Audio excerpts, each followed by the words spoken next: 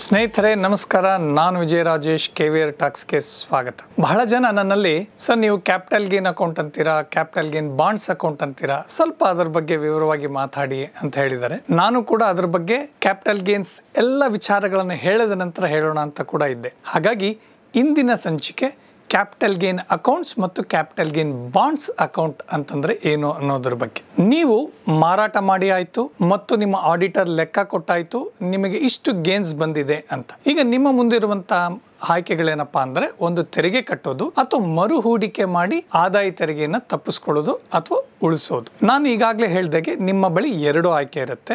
ಒಂದು, capital gain accounts ಅಲ್ಲಿ ಈ ಹಣನ ಡೆಪಾಸಿಟ್ ಮಾಡಿ 2 ವರ್ಷದ ಒಳಗೆ ಕಟ್ಟಿರುವಂತಹ ಮನೆ ತೆಗೆದುಕೊಳ್ಳೋದು, ಅಥವಾ 3 ವರ್ಷದ ಒಳಗಡೆ ನೀವು ಸೈಟ್ ತೆಗೆದುಕೊಂಡು ನೀವಾಗಿ ಓನ್ ಆಗಿ ಕಟ್ಟೋದು ಅಂತ ಅಂದ್ಬಿಟ್ಟು. ಇನ್ನು ಈ ಕ್ಯಾಪಿಟಲ್ ಗೇನ್ ಅಕೌಂಟ್ ಅಂತಂದಾಗ ನಾನು ಹೇಳಿದ್ದೆ ಹಲವಾರು ರಿಸ್ಟ್ರಿಕ್ಷನ್ಸ್ ಇರುತ್ತೆ ಅಂತ. ಇನ್ನು ಈ ಕ್ಯಾಪಿಟಲ್ ಗೇನ್ ಅಕೌಂಟ್ ಹೇಗೆ ಓಪನ್ ಮಾಡ್ಬೇಕಾಗತ್ತಪ್ಪ ಅಂತಂದ್ರೆ, ನೀವು ನಿಮ್ಮ ಮಾರಾಟದ ಪ್ರತಿ ಮತ್ತು ನಿಮ್ಮ ಅಕೌಂಟ್ ಅಲ್ಲಿ ಆಲ್ರೆಡಿ ಆ ದುಡ್ಡು ಬಂದ್ ಬಿದ್ದಿರುತ್ತಲ್ಲ, ಇವೆರಡನ್ನ ಮಾಹಿತಿನ ತೆಗೆದುಕೊಂಡು ನೀವು ಬ್ಯಾಂಕ್ ಮ್ಯಾನೇಜರ್ ಹತ್ರ ಹೋಗ್ಬೇಕಾಗತ್ತೆ. ಅಲ್ಲಿ ನೀವು ಬ್ಯಾಂಕ್ ಮ್ಯಾನೇಜರ್ಗೆ ಸ್ಪೆಸಿಫಿಕ್ ಆಗಿ ಹೇಳ್ಬೇಕಾಗತ್ತೆ, ನಾನು ಒಂದು ಪ್ರಾಪರ್ಟಿನ ಮಾರಿದ್ದೀನಿ, ಹಾಗಾಗಿ ಕ್ಯಾಪಿಟಲ್ ಗೇನ್ SB ಅಕೌಂಟ್ ಅನ್ನ ನಾನು ಓಪನ್ ಮಾಡಬೇಕು ಅಥವಾ ಮಾಡ್ತೀನಿ ಅಂತ ಹೇಳ್ಬೇಕಾಗತ್ತೆ. ಈ ಕ್ಯಾಪಿಟಲ್ ಗೇನ್ SB ಅಕೌಂಟ್ ಅಂದ್ರೆ ಬೇರೆ ಇನ್ಯಾವುದೇ SB ಅಕೌಂಟ್ ಗಿಂತ ಏನು ಬೇರೆ ತರ ಇರೋದಿಲ್ಲ.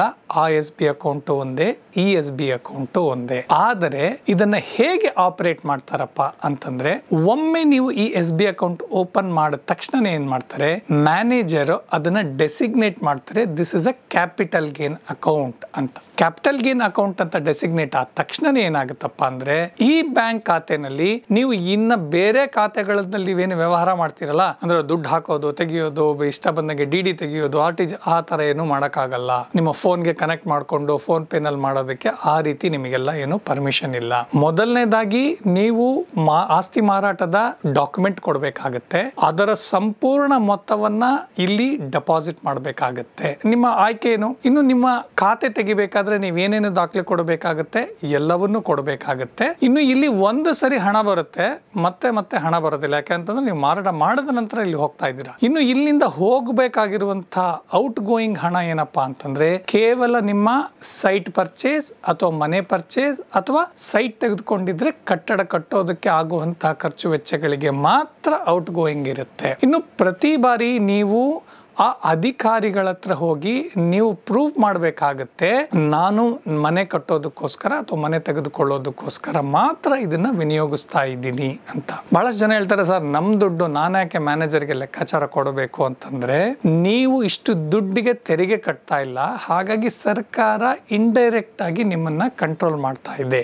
ಮಾಮೂಲಾಗಿ ಏನ್ ಮಾಡ್ತಾರಪ್ಪ ಅಂತಂದ್ರೆ, ಈ ರೀತಿ ಅಕೌಂಟ್ಗಳಿಗೆ ಮಾಹಿತಿ ಇರುವಂತ ಮ್ಯಾನೇಜರು ಚೆಕ್ ಬುಕ್ ಕೊಡಲ್ಲ. ಪ್ರತಿ ಬಾರಿ ನೀವು ಹೋಗಿ ಅಪ್ಲಿಕೇಶನ್ ಕೊಟ್ಟು RTGS ಅಥವಾ ಬ್ಯಾಂಕ್ ಟ್ರಾನ್ಸ್ಫರ್ಗಳನ್ನ ನೀವು ಮಾಡಿಸ್ಕೋಬೇಕಾಗತ್ತೆ. ಇನ್ನು ಒಮ್ಮೆ ಎಲ್ಲ ಇದು ನೀವು 2 ವರ್ಷ ಅಥವಾ 3 ವರ್ಷದೊಳಗಡೆ ಇರುವಂತಹ ಕಂಡೀಷನ್ ನೀವು ಫುಲ್ಫಿಲ್ ಮಾಡಿ ಮನೆ ತೆಗೆದುಕೊಂಡ್ರಿ ಸರ್, ಆದ್ರೆ ಅದರಲ್ಲೂ ಕೂಡ ಇನ್ನ ನಿಮಗೆ ಸ್ವಲ್ಪ ದುಡ್ಡು ಮುಕ್ಕಿದೆ, ಅಥವಾ ಆ ಅಕೌಂಟ್ ನ ಹೇಗ್ ಕ್ಲೋಸ್ ಮಾಡೋದಪ್ಪ ಅಂತಂದ್ರೆ, ಆ ಮ್ಯಾನೇಜರ್ ಕೂಡ ಅವ್ರಿಗೆ ಅಧಿಕಾರ ಇಲ್ಲ ಆ ಬ್ಯಾಂಕ್ ಅಕೌಂಟ್ ನ ಕ್ಲೋಸ್ ಮಾಡೋದಕ್ಕೆ. ನಿಮಗಿರುವಂತಹ ಅವಕಾಶ ಏನಪ್ಪಾ ಅಂತಂದ್ರೆ, ಮತ್ತೆ ನೀವೇನ್ ಮಾಡ್ಬೇಕಪ್ಪ ಅಂತಂದ್ರೆ, ಆ ಮಾರಾಟದ ಪ್ರತಿ ಮತ್ತು ಈ ಬ್ಯಾಂಕಿನ ಎಲ್ಲ ವ್ಯವಹಾರಗಳ ಪ್ರತಿಯನ್ನು ತೆಗೆದುಕೊಂಡು ನೀವು ಮತ್ತೆ ಇನ್ಕಮ್ ಟ್ಯಾಕ್ಸ್ಗೆ ಒಂದು ಅಪ್ಲಿಕೇಶನ್ ಹಾಕೋಬೇಕಾಗತ್ತೆ. ಆ ಅಪ್ಲಿಕೇಶನ್ ಅಲ್ಲಿ ಸ್ಪೆಸಿಫಿಕ್ ಆಗಿ ಹೇಳ್ಬೇಕಾಗತ್ತೆ, ಇಂಥ ಬ್ಯಾಂಕಿನ ಶಾಖೆಯಲ್ಲಿ ನಾನು ಕ್ಯಾಪಿಟಲ್ ಗೇನ್ಸ್ ಅಕೌಂಟ್ ಮಾಡಿದ್ದೀನಿ, ನಾನು ಮಾಡಿರುವಂತಹ ಮಾರಾಟಕ್ಕೆ ಈ ರೀತಿಯ ಲೆಕ್ಕಾಚಾರದಿಂದ ತೆರಿಗೆ ಬರೋದಿಲ್ಲ, ಹಾಗಾಗಿ ನೀವು ನನಗೆ ಪರ್ಮಿಷನ್ ಕೊಡಿ, ಈ ಖಾತೆಯನ್ನ ಕ್ಲೋಸ್ ಮಾಡ್ತೀನಿ ಅಂತ ಅಂದ್ಬಿಟ್ಟು ಆ ರೀತಿಯ ಸರ್ಟಿಫಿಕೇಟ್ ತಂದಾಗ, ಅಕೌಂಟ್ ಕ್ಲೋಸರ್ ಸರ್ಟಿಫಿಕೇಟ್ ತಂದಾಗ ಮಾತ್ರ ಬ್ಯಾಂಕ್ ಮ್ಯಾನೇಜರ್ ಏನ್ ಮಾಡ್ತಾರೆ, ಈ ಅಕೌಂಟ್ನ ಕ್ಲೋಸ್ ಮಾಡಿ ಅಲ್ಲಿ ಉಳಿದಿರುವಂಥ ಹಣನ ನಿಮಗೆ ಕೊಡ್ತಾರೆ. ಅದನ್ನು ನೀವು ಯಾವ ರೀತಿ ಬೇಕಾದರೂ ವ್ಯವಹರಿಸಬಹುದು. ಸರ್ ಒಂದು ವೇಳೆ ನಾನು ಅಕೌಂಟೇ ಕ್ಲೋಸ್ ಮಾಡಲ್ಲ ಸರ್, ಏನಾಗುತ್ತೆ ಅಂತಂದ್ರೆ, ನೋಡಿ ಈ ಒಂದು ಕ್ಯಾಪಿಟಲ್ ಗೇನ್ ಅಕೌಂಟ್ಸ್ ಮಾಹಿತಿ ಏನಿರುತ್ತೆ, ಆಯಾ ಕಾಲಘಟ್ಟದಲ್ಲಿ ಬ್ಯಾಂಕ್ಗಳು ಆದಾಯ ತೆರಿಗೆ ಇಲಾಖೆಗೆ ಮಾಹಿತಿ ಕೊಡ್ತಾ ಹೋಗ್ತಾರೆ. ನೀವು ಮಾರಾಟ ಮಾಡಿದಾಗ ತೆರಿಗೆ ಕಟ್ಟಿರೋದಿಲ್ಲ, ಯಾಕೆ ಅಂತಂದ್ರೆ ನಾನು ಕ್ಯಾಪಿಟಲ್ ಗೇನ್ ಅಕೌಂಟ್ಸ್ ಅಲ್ಲಿ ಡೆಪಾಸಿಟ್ ಮಾಡಿದ್ದೀನಿ ಅಂತ. ಇನ್ನು ನೀವು ಖರ್ಚು ವೆಚ್ಚದನ್ನ ನೀವು ಮಾಹಿತಿ ಕೊಟ್ಟಿಲ್ಲ ಅಂತಂದಾಗ್ಲೂ, ಅಥವಾ ಈ ರಿಟರ್ನ್ ಸಲ್ಲಿಸಿಲ್ಲ ಮತ್ತು ಅಕೌಂಟ್ ಕ್ಲೋಸ್ ಮಾಡಿಲ್ಲ ಅಂತಂದಾಗ ನಿಮಗೇನಾಗುತ್ತಪ್ಪ ಅಂತಂದ್ರೆ, ಆದಾಯ ತೆರಿಗೆ ಇಲಾಖೆಯಿಂದ ನಿಮಗೆ ನೋಟಿಸ್ ಬರುತ್ತೆ. ಅವಾಗ ಮತ್ತೆ ನೀವು ಒಟ್ಟು ಮೊತ್ತ ಏನಿರುತ್ತೆ ಅದರ ಮೇಲೆ ಅವರು ತೆರಿಗೆ ಹಾಕಿ ನೋಟಿಸ್ ಕೊಡ್ತಾರೆ. ಹಾಗಾಗಿ ನೀವು ಒಂದು ಕ್ಯಾಪಿಟಲ್ ಗೇನ್ ಅಕೌಂಟ್ ಓಪನ್ ಮಾಡಿದ್ರೆ ಅದನ್ನ ಸರಿಯಾದ ರೀತಿಯಲ್ಲಿ ವ್ಯವಹರಿಸಬೇಕಾಗುತ್ತೆ. ಇನ್ನು ಆಸ್ತಿ ಮಾರಾಟದ ಪ್ರಕ್ರಿಯೆ ಬಿಟ್ಟು ಬೇರೆ ಯಾವ ವ್ಯವಹಾರವನ್ನು ಇದರಲ್ಲಿ ಮಿಕ್ಸ್ ಮಾಡಬಾರದು. ಅದನ್ನ ಏನಕ್ಕೆ ಯೋಜಿಸಿರ್ತೀರೋ ಅದಕ್ಕೆ ಮಾತ್ರ ಖರ್ಚು ಮಾಡಬೇಕು ಮತ್ತು ಎಲ್ಲ ಮುಗಿದ ಮೇಲೆ IT ರಿಟರ್ನ್ ಅಲ್ಲಿ ಅದಕ್ಕೆ ಮಾಹಿತಿನೂ ಕೊಡಬೇಕು ಮತ್ತು ಸಪರೇಟ್ ಆಗಿ ಅಪ್ಲಿಕೇಶನ್ ಹಾಕೊಂಡು ಅಕೌಂಟ್ ನ ಕ್ಲೋಸ್ ಮಾಡಬೇಕು. ಇದು ಕ್ಯಾಪಿಟಲ್ ಗೇನ್ SB ಅಕೌಂಟ್. ಹಲವಾರು ಬಾರಿ ನಿಮಗೆ ಚಾಲೆಂಜ್ ಬರುತ್ತೆ, ಸರ್ SB ಅಕೌಂಟ್ ಅಲ್ಲಿ ಬಡ್ಡಿ ಬರೋದಿಲ್ಲ, ನಾನು FD ಮಾಡಬೇಕು, ನನಗೆ ಲಾಸ್ ಆಗುತ್ತಲ್ಲ ಸರ್, ಯಾಕೆಂದ್ರೆ ನನಗೆ ಈಗ ನಾನು ಪೂರ್ತಿ ಕಟ್ಟಿರೋ ಮನೆ ತಗೊಳ್ತಾ ಇದ್ದೀನಿ, ಅದಕ್ಕೆ ಪೂರ್ತಿಯಾಗಿ ಹಣ ಕೊಡೋ ಅವಶ್ಯಕತೆ ಇಲ್ಲ ಅಂತಂದಾಗ ಕ್ಯಾಪಿಟಲ್ ಗೇನ್ FD ಅಕೌಂಟ್ ಕೂಡ ನಿಮಗೆ ಸಿಗುತ್ತದೆ. ಅದು ಹೇಗಾಗುತ್ತಪ್ಪ ಅಂತಂದ್ರೆ ಪ್ರೈಮರಿಲಿ ನೀವು ಕ್ಯಾಪಿಟಲ್ ಗೇನ್ SB ಅಕೌಂಟೇ ಓಪನ್ ಮಾಡಬೇಕು. ನಂತರ ಮ್ಯಾನೇಜರ್ ಹತ್ರ ಹೋಗಿ ಕ್ಯಾಪಿಟಲ್ ಗೇನ್ FD ಅಕೌಂಟು ಅದು 3 ತಿಂಗಳಿಗಿರ್ಬೋದು, 6 ತಿಂಗಳಿಗಿರ್ಬೋದು, 2 ವರ್ಷಕ್ಕಿರ್ಬೋದು, ನಿಮ್ಮ ಕಾಲದ ಮಿತಿ ಒಳಗಡೆ ನೀವು ಮಾಡ್ತಾ ಹೋಗಿ ಆ ಕಾಲಘಟ್ಟಕ್ಕೆ ನಿಮಗೆ ಯಾವಾಗ ದುಡ್ಡಿನ ಅವಶ್ಯಕತೆ ಬರುತ್ತೆ ಮತ್ತೆ ಬ್ಯಾಂಕಿಗೆ ಹೋಗಿ ಆ FD ಇಂದ SB ಅಕೌಂಟ್ಗೆ ಬಂದು SB ಅಕೌಂಟ್ ಮೂಲಕನೇ ನೀವು ವ್ಯವಹಾರ ಮಾಡಬೇಕಾಗುತ್ತೆ. ಇದು ಕ್ಯಾಪಿಟಲ್ ಗೇನ್ SB ಅಕೌಂಟ್ ಮತ್ತು capital gain FD account. SB account ಹೋಲಿಸಿದಾಗ FD ಅಕೌಂಟ್ಗೆ 1% ಅಥವಾ ಸ್ವಲ್ಪ ಜಾಸ್ತಿ ನಿಮಗೆ ಬಡ್ಡಿ ಕೂಡ ಸಿಗುತ್ತೆ, ಅದರ ಅನುಕೂಲ ಕೂಡ ನಿಮಗೆ ಆಗುತ್ತೆ. ಇನ್ನು ಕ್ಯಾಪಿಟಲ್ ಗೇನ್ ಬಾಂಡ್ಸ್ ಅಕೌಂಟ್ ಅಂತಂದ್ರೆ ಏನಪ್ಪಾ ಅಂತಂದ್ರೆ ಇದು ಬ್ಯಾಂಕ್ಗಳೇ ವಿತರಣೆ ಮಾಡ್ತವೆ. ಇದು ನೀವು ಒಮ್ಮೆ ಡೆಪಾಸಿಟ್ ಮಾಡಬೇಕಾಗುತ್ತೆ.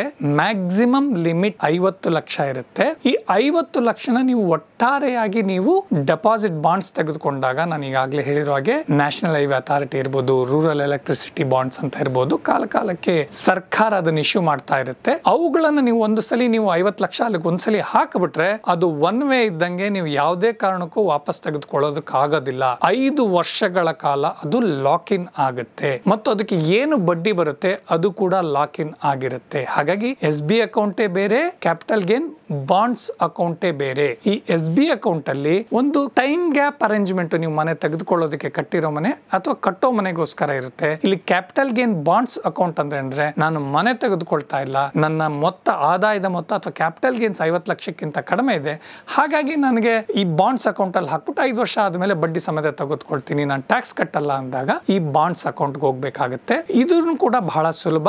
ನೀವು ಏನ್ ಮಾಡ್ಬೇಕಪ್ಪ ಅಂದ್ರೆ ನಿಮ್ಮ ರೆಗ್ಯುಲರ್ ಅಕೌಂಟ್ ಅಲ್ಲಿ ಆಲ್ರೆಡಿ ದುಡ್ಡು ಇರುತ್ತೆ, ನೀವು ಸಂಬಂಧಪಟ್ಟ ಬ್ಯಾಂಕ್ಗೆ ಹೋಗಿ ಕ್ಯಾಪಿಟಲ್ ಗೇನ್ ಬಾಂಡ್ಸ್ ಇಶ್ಯೂ ಮಾಡ್ತಾ ಇದ್ದಾರಾ, ನಾನು ಇದನ್ನ ಖರೀದಿ ಮಾಡ್ತೀನಿ ಅಂತ ಹೇಳಿದಾಗ ಅದಕ್ಕೊಂದು ಸರ್ಟಿಫಿಕೇಟ್ ಕೊಡ್ತಾರೆ, ಕ್ಯಾಪಿಟಲ್ ಗೇನ್ ಬಾಂಡ್ ಸರ್ಟಿಫಿಕೇಟ್. ಅದನ್ನ ನಿಮ್ಮ ಬಳಿ ಇಟ್ಕೋಬೇಕು. 5 ವರ್ಷದ ನಂತರ ನೀವು ಆ ಸರ್ಟಿಫಿಕೇಟ್ ಅದೇ ಖಾತೆಗೆ ಹೋಗಿ ಅದೇ ಬ್ಯಾಂಕ್ಗೆ ಹೋಗಿ ಕೊಟ್ಟಾಗ ಏನಾಗುತ್ತೆ, ನಿಮ್ಮ ಖಾತೆಗೆ ಆ ಹಣ ಪಾವತಿ ಆಗುತ್ತೆ. ಅವತ್ತಿನ ದಿನದಲ್ಲಿ ನಿಮಗೇನಾಗುತ್ತೆ, ಬಂದಿರೋ ದುಡ್ಡಿಗೆ ನಿಮಗೆ ಯಾವುದೇ ರೀತಿ ಟ್ಯಾಕ್ಸ್ ಇರೋದಿಲ್ಲ. ಇದು ಕ್ಯಾಪಿಟಲ್ ಗೇನ್ ಬಾಂಡ್ಸ್ ಸರ್ಟಿಫಿಕೇಟ್ ಅಥವಾ ಹೂಡಿಕೆಗಳು. ಸ್ನೇಹಿತರೆ, ಈ ವಿಡಿಯೋ ನಿಮಗೆ ಇಷ್ಟ ಆದರೆ ಲೈಕ್ ಮಾಡಿ, ಶೇರ್ ಮಾಡಿ, ಸಬ್ಸ್ಕ್ರೈಬ್ ಮಾಡಿ. Thank you.